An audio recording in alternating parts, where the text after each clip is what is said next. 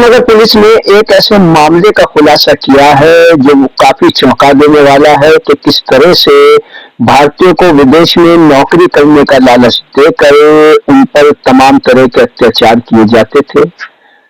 मुजफ्फरनगर के एसएसपी ने पूरे मामले का खुलासा करते हुए बताया कि भारतीयों को विदेश में नौकरी करने का लालच देकर साइबर स्लेवरी के लिए कंबोडिया भेजने वाले 2 शातिर लोगों को गिरफ्तार किया गया है। उनकी गिरफ्तारी साइबर क्राइम पुलिस टीम द्वारा की गई है।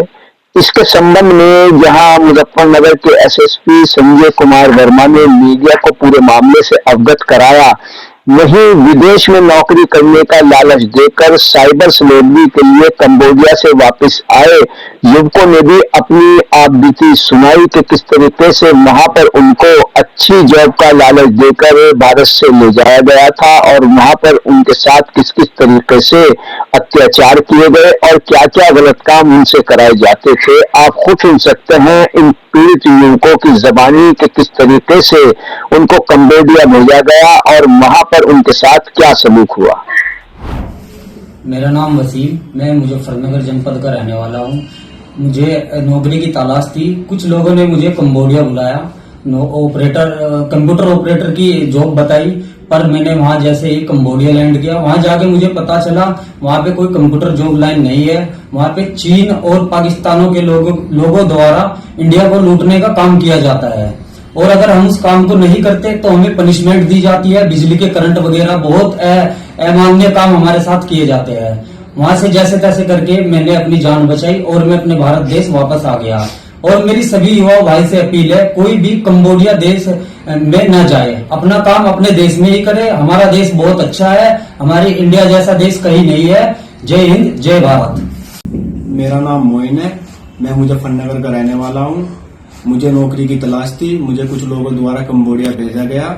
वहां पर जाने के बाद मुझे कुछ पाकिस्तानी लोगों द्वारा और चीनी लोगों द्वारा हमारे देश को ठगने का काम कराते हैं। वहां पर साइबर स्कैम होता है, तो इसलिए मैंने वो काम करने से मना किया, तो मुझे बहुत ज्यादा टॉर्चर किया गया।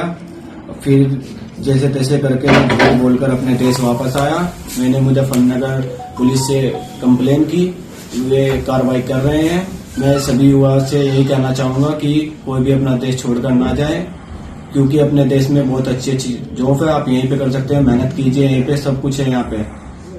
जय हिंद, जय भारत। मैं मोहम्मद मुश्तबा, जिला मुजफ्फरनगर का निवासी हूँ। मुझे नौकरी की तलाश थी, मैं नौकरी की तैयारी कर रहा था। मेरे परिचित द्वारा मुझे फोन किया गया और कंबोडिया आने के लिए कहा गया। मैं उसके बहकावे में आकर कंबोडिया चला गया। कंबोडिया जाने के बाद जो काम उसने मुझे बताया था, ऐसा कुछ भी काम नहीं था। वहाँ हम भारत देश वालों के लिए कोई ऐसा काम नहीं था जिसे हम वहां रहकर अच्छे से कर सके। वहां पर चाइना, पाकिस्तान के कुछ लोग भारत देश के युवाओं को बुलाकर और उन्हीं से उनके देश का, हमारे हिंदुस्तान देश के लोगों को लूटने का काम करवा रहे हैं। मेरे मना करने पर उन्होंने मेरे साथ असहनीय काम किए, मेरे साथ मारपिटाई करी, करंट वगैरह लगाए और वहां पर झूठ बोल के मैंने अपने देश आने का फैसला लिया। मैंने उनसे जैसे तैसे करके अपने देश वापस आया और अपने देश आने के बाद अब मैं खुश हूँ, खुशहाल हूँ। मैं आप सभी युवाओं से एक आग्रह करूंगा कि आप सभी के लिए, आपके देश में बहुत नौकरियां हैं, आप मेहनत करें और अपने देश में ही काम करें। जय हिंद, जय भारत। दूसरे देशों को भेज दिया। देखिए, टिप ऑफ मिलता है जिसके आधार पर पुलिस काम करती है। हमारी मुजफ्फरनगर पुलिस शाहपुर थाने में कंप्लेन दर्ज होती है।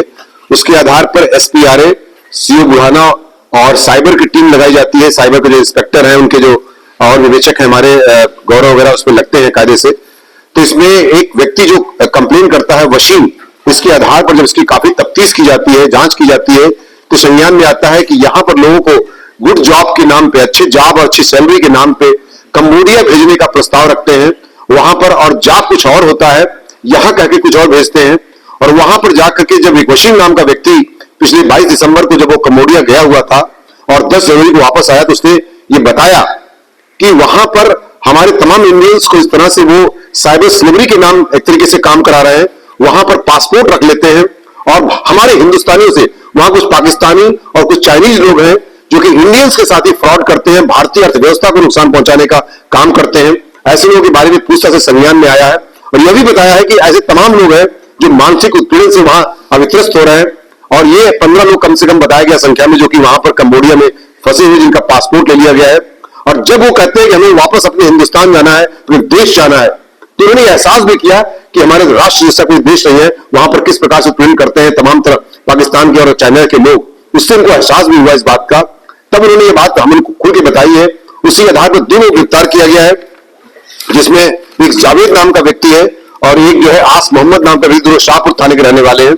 और इनके पास से 3 अदद मोबाइल फोन और लैपटॉप बरामद किया गया है। तथा मैं आपको बता दूं कि 2 मुकदमे इसमें दर्ज किए गए हैं साइबर थाने में, एक 2/26 और 3/26, जिसमें फ्रॉड वगैरह के तमाम धाराएं लगाई गई है। और मैं आपको बता दूं कि ये एक बहुत ही महत्वपूर्ण मामला है। इसमें हम जो हमारी जो गोपनीय जांच एजेंसियां होती है, IB वगैरह, उनसे भी सहयोग ले रहे हैं। तथा उन लोगों को वापस आने के लिए या वापस लाने के लिए जो वहां पर फंसे हुए जिनके पासपोर्ट ले लिए गए, जब उन्हें वापस आने के लिए कहते हैं तो कहते हैं 3 आदमी और भेजो, तब उनको वापस किया जाएगा। किस प्रकार से और बड़ी मोटी रकम उससे मांग करते हैं, $US के माध्यम से वो उसके अकाउंट में डलवाते हैं। तब इन्हीं हाउ ये वसीम वहां से निकल के वापस आया है। और इस प्रकार से एक बड़ा खुलासा जो है हमें इस तरह से उसके माध्यम से प्राप्त हुआ है, जिसके माध्यम से इन जो एजेंट्स जिनको भेजे थे उनको हम जेल भेजने की कार्रवाई सुनिश्चित कर रहे हैं। देखिए, अब तक हमारे पास 3 लोग शिकायतकर्ता सामने आए हैं, जिनके घर वालों को वहां कंबोडिया भेजा गया है, वो वहां पर परेशान प्रतीत हो रहे हैं।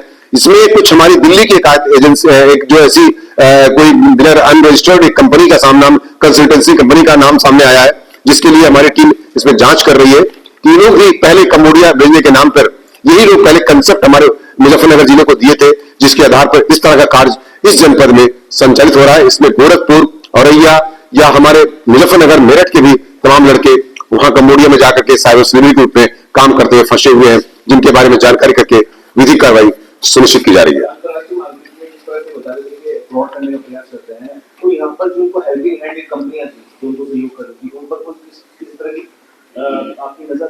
निश्चित तौर से मैं कह सकता हूं कि जब हर चीज पर नजर है और हर चीज पर इसमें हम लोग जांच भी कर रहे हैं और कार्रवाई भी करेंगे इसमें। इसलिए मैंने कहा कि हमारी जो गोपनीय जांच एजेंसियां हैं उनका भी सहयोग लिया जा रहा है इसमें जांच करने के लिए, ताकि चूंकि एक अंतर्राष्ट्रीय मामला है, इसमें हम उन बेहतर से बेहतर प्रयास करके पहले तो हमने उन इंडियंस को वापस लाए और जिनको एहसास हुआ है, वसीम और जावेद